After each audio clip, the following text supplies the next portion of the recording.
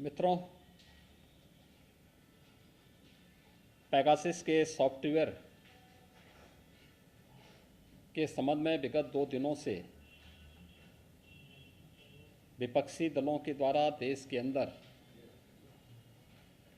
जिस प्रकार का वातावरण बनाने का प्रयास हो रहा है, यह विपक्ष के कुत्सित मंशा को उजागर करता है।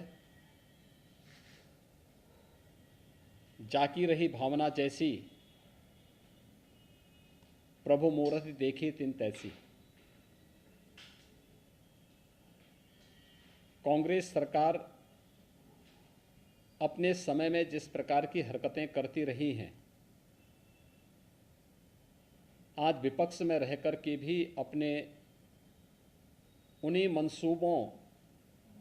के अनुरूप आगे बढ़ रही है।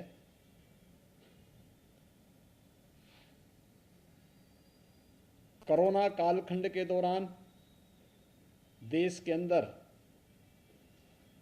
जिस प्रकार का दूषित वातावरण पैदा करने का प्रयास विपक्ष ने किया और एक नकारात्मक राजनीति की, लोगों को संबल देने की बजाय जिस तरीके की अराजकता का वातावरण पैदा करने का कुत्सित प्रयास कांग्रेस और विपक्षी दलों के नेताओं ने सेकेंड वेव के दौरान किया था, दुर्भाग्य से जब एक साहसिक निर्णय देश के संसद सत्र को लेकर के किया जाता है और संसद सत्र प्रारंभ होने के ठीक एक दिन पहले इस प्रकार की एक सनसनीखेज चीजों को परोस करके समाज में एक विषाक्त वातावरण पैदा करने का जो कुत्सित प्रयास हो रहा है, राजनीति के घटते हुए गिरते हुए स्तर को यह प्रदर्शित करता है।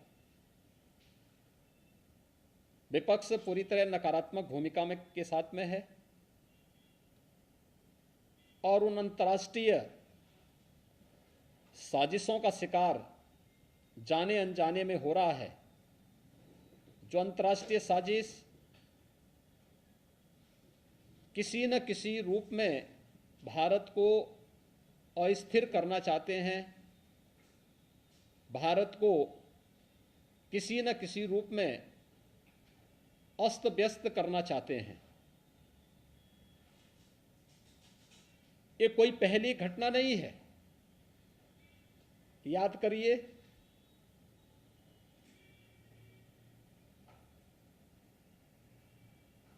जो अभी कुछ वर्ष पहले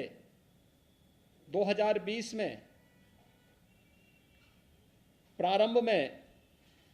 अमेरिका के राष्ट्रपति की भारत विजिट के दौरान उनके दिल्ली पहुंचने के साथ ही दिल्ली के अंदर हुआ भीषण दंगा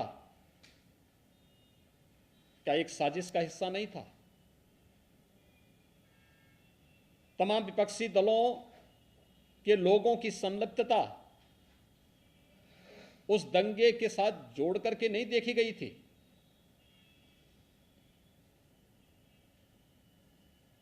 कोरोना कालखंड के दौरान देश के कोविड प्रबंधन को WHO और दुनिया के देश सराह रहे थे, लेकिन भारत के अंदर विपक्ष एक ऐसा माहौल बनाने का प्रयास कर रहा था जैसे कि सरकार इन सभी चीजों से अनभिज्ञ है और महामारी से लोग मर रहे हैं। अंतर्राष्ट्रीय स्तर पर भारत की छवि को खराब करने, भारत को अस्थिर करने के लिए जिन मंसूबों के साथ विपक्ष कार्य कर रहा है, यह अत्यंत दुर्भाग्यपूर्ण है। अनेक ऐसे अवसर आए हैं जब भी देश के अंदर कोई महत्वपूर्ण कार्यक्रम होता है, उससे पहले विपक्ष किसी न किसी साजिश का शिकार होकर के देश के खिलाफ या दुनिया के अंदर भारत के खिलाफ माहौल बनाने के लिए किसी न किसी षड्यंत्र का पार्ट बन जाता है। संसद का यह सत्र अत्यंत महत्वपूर्ण सत्र था और मुझे तो आश्चर्य होता है, ये परिपाटी रही है संसद सत्र में, क्योंकि लगभग 19-20 वर्षों तक संसद के अंदर कार्य करने के लिए का मुझे अवसर प्राप्त हुआ था। भारत के लोकतंत्र की सबसे महत्वपूर्ण प्रहरी और सबसे महत्वपूर्ण स्तंभ देश का संसद है। एक आम नागरिक की आवाज को उस मंच के माध्यम से हम देश के सामने रखते हैं और संसद की परिपाटी रही है कि मंत्रिमंडल के गठन पुनर्गठन के साथ माननीय प्रधानमंत्री के द्वारा नए मंत्रियों का परिचय संसद से कराया जाता है, संसद सदस्यों से कराया जाता है। आपने देखा होगा मंत्रिमंडल के परिचय के कार्यक्रम में ग्रामीण पृष्ठभूमि से जुड़े हुए अनुसूचित जाति, जनजाति, पिछड़ी जाति और उन तबकों से जुड़े हुए मंत्री काफी बड़े पैमाने पर बने हैं, जिन्होंने देश की आजादी के बाद कभी भी नेतृत्व नहीं देखा था। आज जब उस तबके को नेतृत्व दिया गया, उन्हें आगे बढ़ने के लिए एक अवसर प्रधानमंत्री जी ने दिया और उन सभी माननीय मंत्रियों के परिचय संसद सत्र प्रारंभ होने के साथ ही संसद के अंदर होता। विपक्ष कोई रास नहीं आया। संसद एक मंच होता है अपनी बात को रखने का, लेकिन शोरगुल का शिकार हम संसद को बना लें, ये लोकतंत्र का गला घोंटने जैसा है। ये लोकतंत्र के साथ खिलवाड़ है और ये लगातार विपक्ष कर रहा है। आपने देखा होगा किसान आंदोलन के नाम पर किस तरीके से देश के खिलाफ साजिशें रची जाती हैं, कैसे किसान को समुदाय में मत और मजहब के साथ जोड़ करके देख करके उनके माध्यम से भड़काऊ और देश विरोधी कृत्यों को आगे बढ़ाने की छूट दी जाती है। विपक्ष उनके साथ खड़ा होता हुआ दिखाई देता है। ये नकारात्मक राजनीति से न देश का कल्याण होने वाला है और न विपक्ष का ही और न जनता जनार्दन का ही। इस प्रकार की नकारात्मक राजनीति देश के अंदर वातावरण को विषाक्त जरूर करेगी, भारत की छवि को अंतर्राष्ट्रीय स्तर पर खराब भी जरूर करेगी। कोरोना कालखंड के अंदर विपक्ष के इस नकारात्मक रवैये के कारण भारत की छवि पहले काफी आहत हुई, लेकिन अपनी नकारात्मकता से विपक्ष आज भी बाज नहीं आ रहा है। तथ्यहीन झूठे आरोप लगा लगा करके देश के एक यशस्वी नेतृत्व को बदनाम करना, भारत की छवि को, अपने देश की छवि को लगातार निरंतर धूमिल करना, ये विपक्ष के एजेंडे का हिस्सा बन चुका है। उनकी कुत्सित मंशाएं कभी पूरी नहीं होंगी। जनता जनार्दन समय आने पर उन्हें फिर से जवाब देगा, वैसे ही जवाब देगा जैसे 2019 के लोकसभा चुनाव के ठीक पहले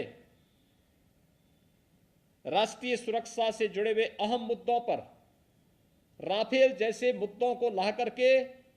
उस समय विपक्ष ने देश का वातावरण खराब करने का प्रयास किया था। बाद में उनको मुंह की खानी पड़ी थी,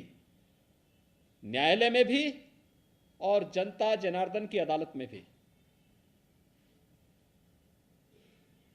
इस बार फिर से संसद सत्र के इस महत्वपूर्ण मुद्दे पर, जहां पर गांव के लिए, गरीब के लिए, किसान के लिए, नौजवान के लिए, महिलाओं के लिए, समाज के विभिन्न तबकों के लिए चर्चा होती, कोरोना महामारी को लेकर के चर्चा होती, वैक्सीनेशन की ड्राइव को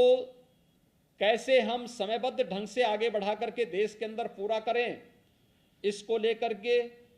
इस सदी की इस महामारी से निपटने में सामूहिकता का क्या प्रभाव हो सकता है, इन सब मुद्दों पर जहां एक सार्थक चर्चा का मंच संसद होता,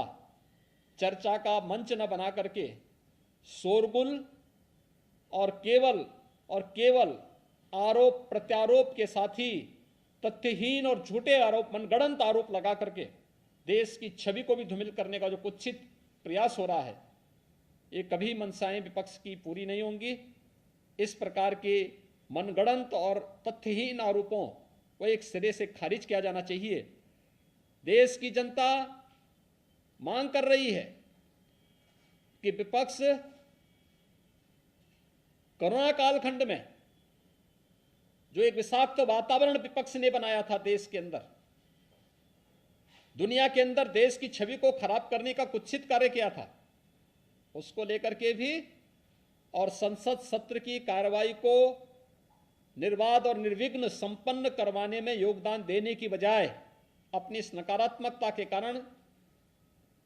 जनपक्ष से जुड़े हुए, जनता से जुड़े हुए ज्वलंत मुद्दों को संसद में न उठने देना, ये आम नागरिक के जीवन के साथ खिलवाड़ है। विपक्ष को इस बात के लिए जनता जनार्दन से और देश से माफी मांगनी चाहिए। ये अंतर्राष्ट्रीय स्तर पर साजिश है या सिर्फ विपक्ष की साजिश? देखिए, ये एक बहुत बड़ी साजिश का हिस्सा है कि भारत के संसद सत्र के ठीक पहले, जिस संसद सत्र में किसानों के मुद्दे को लेकर के, कोविड के मुद्दे को लेकर के और देश से जुड़ी हुई अन्य महत्वपूर्ण मुद्दों को लेकर के सार्थक चर्चा होती, तमाम ऐसे बिल्स थे जिन पर आगे चर्चा बढ़ा करके देश के हितों के लिए, 130 करोड़ लोगों के हितों के लिए कार्य होता, उस पर कार्य संसद में होने देने की बजाय विपक्ष जिस नकारात्मक भूमिका के साथ आया है, ये अत्यंत दुखद है, दुर्भाग्यपूर्ण है। Subscribe to our channel by clicking the subscribe button. Click the bell button and enjoy the latest uploads from our channel.